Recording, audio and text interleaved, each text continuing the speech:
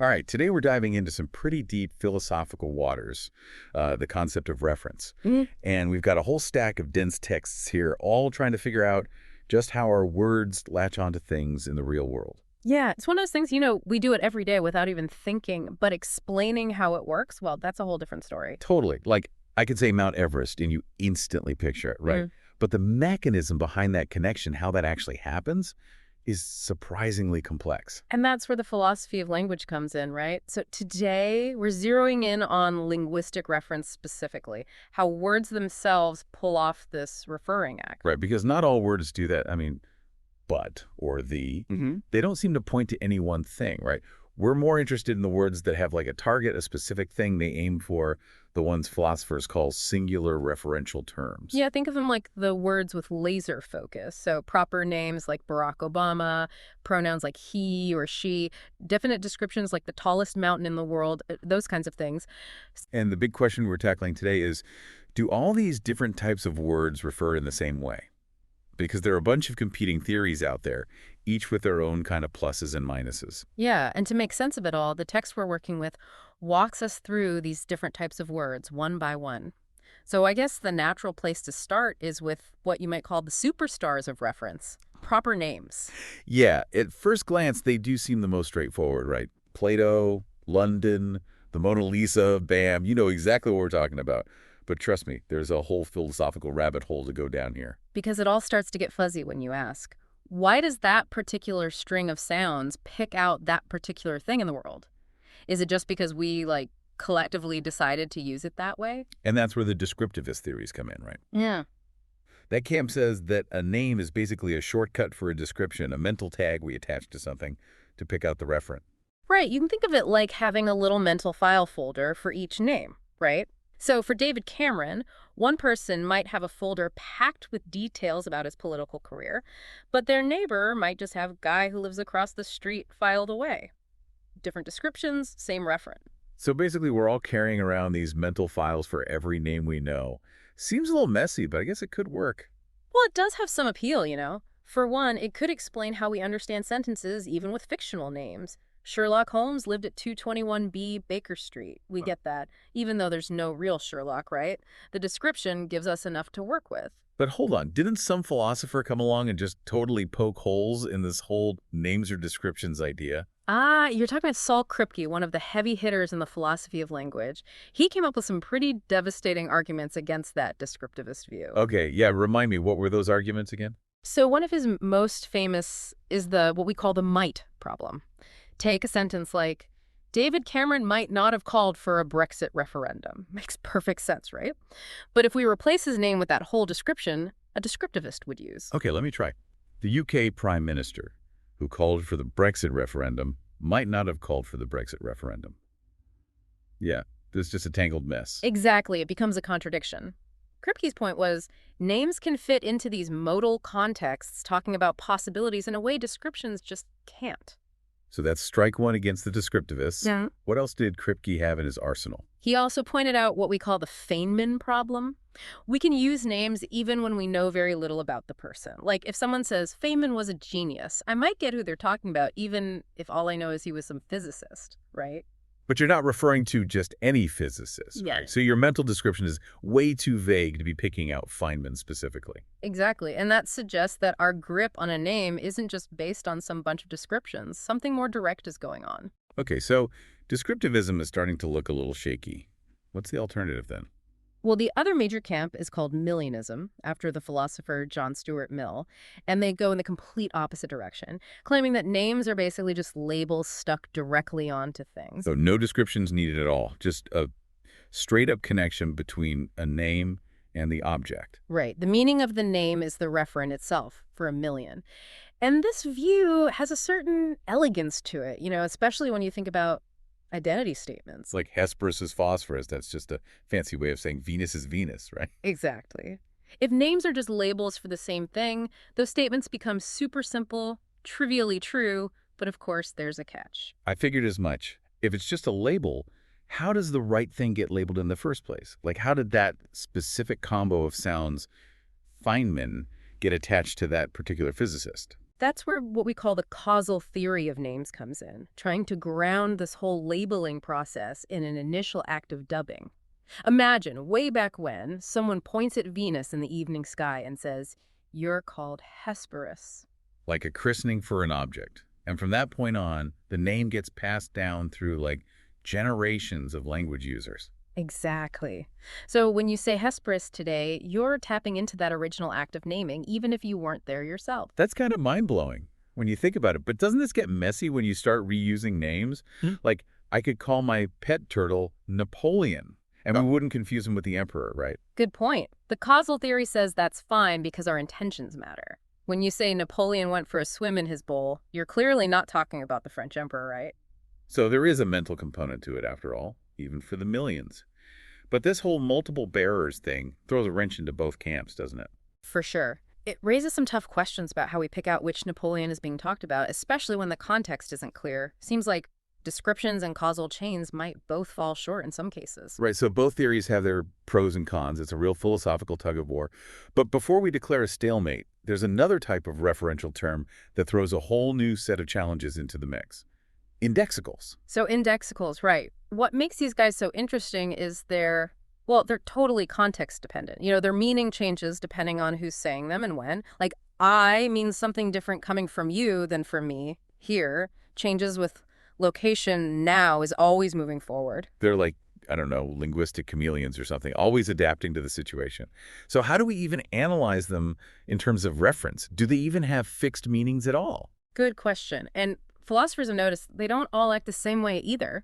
We can split them up, between what we call pure indexicals. Those are super tightly bound to the context, specific features, and then there's impure ones where it gets a bit messier.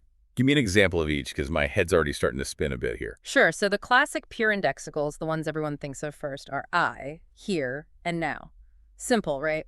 I always means the speaker no matter who it is. Here, the location of the utterance. Now, the time it's said. Pretty straightforward, yeah. Okay, I see how those are like really stuck to the context. But how do they actually refer to anything? Are we back to playing the description game again? Some folks thought so. Frege, Russell, those big names. They tried to apply that same descriptivist model we talked about with names to indexicals too. So I would mean something like the speaker of this utterance and so on. But wouldn't that run into those same problems Kripke brought up? Like if I'm thinking about, I don't know, Beyonce, that doesn't suddenly make me Beyonce, even if I'm associating that description with I in my head. You got it. That's one issue. Another is it makes it sound like every time someone says, "I'm hungry," it's the exact same statement. But clearly, you saying that is different from me saying it, right? Different I's we're referring to. So descriptions alone, not quite cutting it for indexicals then. Any better way to explain how they work? There is. David Kaplan, the same guy who did a lot of work on names, came up with a really neat solution for pure indexicals. Called it the character model of reference. Okay, now you've got me interested. Yeah. Break it down for me. What's this character all about? So Kaplan said we got to keep two things separate, character and content. Content is what we've been talking about so far, what the word actually means in that specific context, what it contributes to the sentence. So content is like what it ends up referring to in that moment. What about this character then? Character is more like the rule, the underlying function that tells you how to get the content in any context. Like the recipe rather than the specific dish you end up with. Nailed it. Perfect analogy. For pure indexicals, this character is a simple rule. I always means return the speaker, whoever that happens to be. So the content changes depending on who's talking, but the underlying rule stays put. Ah, makes sense.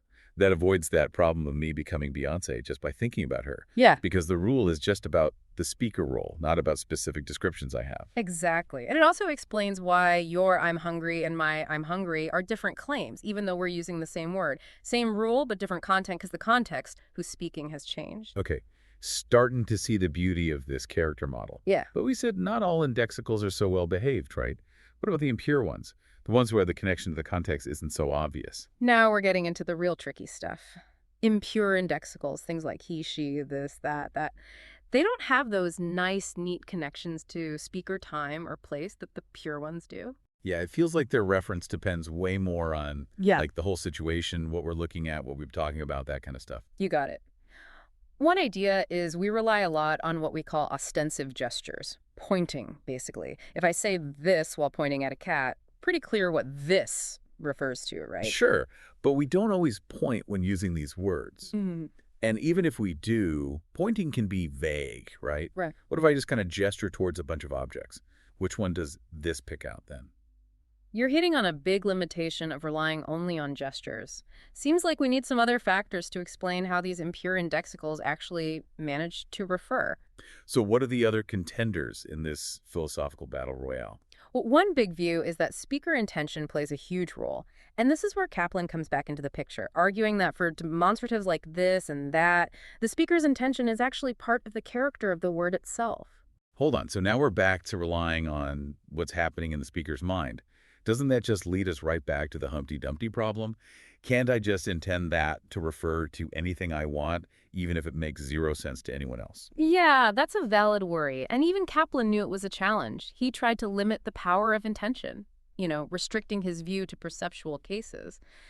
If I'm pointing right at something I can see, my intention should be clear enough. But what about when we're talking about stuff we can't see, like he left earlier, talking about someone who's gone? Or think about that, it'll blow your mind, where that could be some abstract idea. Those are tricky, no doubt, and they've led to some interesting attempts to, refine this intentionalist approach. Some folks, like Gail Stein, brought in ideas from Paul Grice, who argued that communicative intentions have to be something the listener can actually figure out. So it's not just my private intention, it's got to be something you, the listener, can pick up on and use to understand what I'm getting at. Right on. My intention has to be recognizable, something you can use to work out what I'm referring to. But even that might not be enough to dodge all those potential Humpty Dumpty style pitfalls. So are there other ways to rein in this power of intention and make sure language doesn't just fall apart into chaos? Well, some philosophers have suggested that the words themselves might put limits on what we can intend them to refer to. Like maybe this and that, by their very nature, have to be used for something roughly in the direction of the speaker's gesture, even if their inner intention is on something else entirely. Like there are limits built into the language itself, regardless of what's going on in our heads. That's the idea. And then there are approaches that kind of shift the focus away from individual intentions altogether and look more at the dynamics of the conversation itself. Intriguing. Tell me more about how that works. So the idea here is that what's being referred to, especially with pronouns like he or she, is determined by what's at the center of attention in the discourse, what we're focused on in that moment. So less about isolated intentions and more about how we build this shared understanding of what we're talking about as the conversation unfolds. Exactly. This highlights how much reference is tied up with the whole flow of communication and context. It might not be just words pointing at things, but how we use words to successfully direct each other's attention. Okay, so we've tackled names, wrestled with these slippery indexicals, but there's one more big player in the world of referential terms we need to confront, right? Yep, and that, my friend, is the realm of definite descriptions. Buckle up, because these phrases bring a whole new set of puzzles to the table. All right, definite descriptions. Things like the biscuit, the philosopher listening to this. They seem pretty simple, but do they actually refer the same way names or indexicals do? That, my friend, is the question that's kept philosophers up at night. It sparks some serious debate in the philosophy of language. Well, they sure seem like they're picking out specific things. I mean, if I say pass the biscuit and there's just one biscuit on the table, you know exactly what I'm talking about, right? Right, on the surface, it seems totally obvious. But philosophers, we like to dig a little deeper. Ask, what's really going on under the hood, when we use these phrases? Because sometimes there isn't a biscuit on the table or a philosopher listening. Things can get a little tricky. Exactly. Think about that classic example, the present king of France is bald. Well, there is no king of France, right? So what is that sentence even about? Is it referring to anything at all? Yeah, that's a real head scratcher. If it's not referring, does the sentence just become, meaningless? That's where Bertrand Russell enters the picture with his famous theory of descriptions. He argued that definite descriptions don't actually refer in the way we might think. Instead, they're kind of like shorthand for longer, more complex claims. So instead of pointing to some non-existent king, the sentence is actually saying something about the world, making a statement. Exactly. Russell would say, the present king of France is bald, is really saying something like, there is one and only one king of France, and that king is bald. Okay, I see where he's going with that. Since the first part of that statement is false, no unique king of France. The whole thing is false, but at least it's still meaningful. Right. It makes a claim that we can judge as true or false. But, like most things in philosophy, Russell's view has its share of critics. It does feel a little counterintuitive, like when I say pass the biscuit, Right. I really am talking about that biscuit, not making some grand statement about existence. That's the pushback. P.F. Strawson, another big name in this field, argued that there are genuinely referential uses of definite descriptions. He said it all boils down to the context, the circumstances. So sometimes they work like Russell said, talking about existence and uniqueness, and sometimes they really do just pick out a specific thing. That's the gist. Strawson was focused on how language is actually used in real situations. He said the meaning of a definite description includes this potential for reference, but whether it actually refers depends on if those right conditions are met. So if there is a biscuit on the table, and just one, then the biscuit can refer directly to it. But if not, the sentence might be doing something else, like Russell suggested. Precisely. But then things get even wilder when we bring intention back into the picture. Uh-oh, here we go again. I have a feeling we're heading right back into Humpty Dumpty land. You're not wrong. Keith Donnellan, another big name in this debate, he claimed we can even refer with a description that's totally false as long as we've got the right thing in mind, so to speak. Wait, seriously? That sounds like it could lead to all sorts of linguistic chaos. Give me an example. Okay, picture this. You're at a party, you see a guy holding a drink. You say to your friend, the man with the martini is looking for you. But it turns out he's not actually drinking a martini, it's just water. So the description is wrong, but I still understand who you mean because you had that specific guy in mind when you said it. Exactly. Donnellan argued that what the speaker intends can sometimes override the actual truth of the description when it comes to reference. But of course, this raises the question of how much power we want to give intention. Because if I could just intend any description to refer to anything I want, then language starts to, lose its connection to reality, right? Right, and Donnellan, like others before him, tried to deal with this worry by using Grice's ideas about communicative intentions. The thought is, my intention has to be something you, the listener, can reasonably figure out from the context. So it's not just my own little private intention. It has to be something you can grasp to understand what I'm trying to refer to. Exactly. But even with that Gratian constraint, the role of intention in reference is still a pretty hot topic. Lots of debate still going on. So where does all this leave us with these slippery, definite descriptions? No easy answer to whether they refer or how they do it. It's true. And to make things even more complex, Kripke suggested that maybe it's all just pragmatics, how we use language in real situations to get our point across, rather than some deep, inherent connection between words and things. So with descriptions, maybe we often just have a particular thing in mind and the listener figures it out based on the situation, our shared knowledge, that kind of stuff.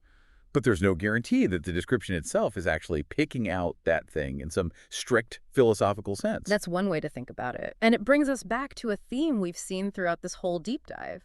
The interplay of intention, context, linguistic conventions, all that, in the act of referring. It's not just words pointing to things, it's how we use language to navigate our shared reality. Man, it's been quite a journey through the philosophy of reference. We've grappled with names, tangled with indexicals, and now wrestled with these elusive, definite descriptions. Seems like every step of the way, new puzzles and complexities pop up. It's true. And I think the big takeaway is there's no one single agreed upon model of how reference works. All the theories we've talked about, descriptivism, millionism, character theories, intentionalist accounts, they all have their strong points and their weaknesses.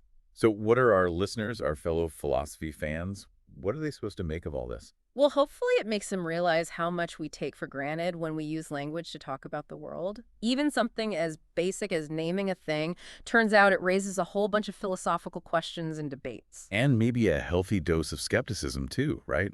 Anyone claiming to have all the answers, probably not the whole story. Reference is messy, it's fascinating, and it's something that's going to keep philosophers thinking, and hopefully our listeners thinking, for a long time to come. Absolutely. But here's a final thought to chew on. If reference is something we actively do with language, this collaborative act between speaker and listener, how much can we really mess with it? Where's the line between clever use and full-on Humpty Dumpty word bending? Something to ponder as you continue your own linguistic adventures out there. And with that, we'll wrap up our deep dive into the world of reference. Thanks for sticking with us, and we hope you'll join us next time as we explore some other fascinating corner of the philosophical world.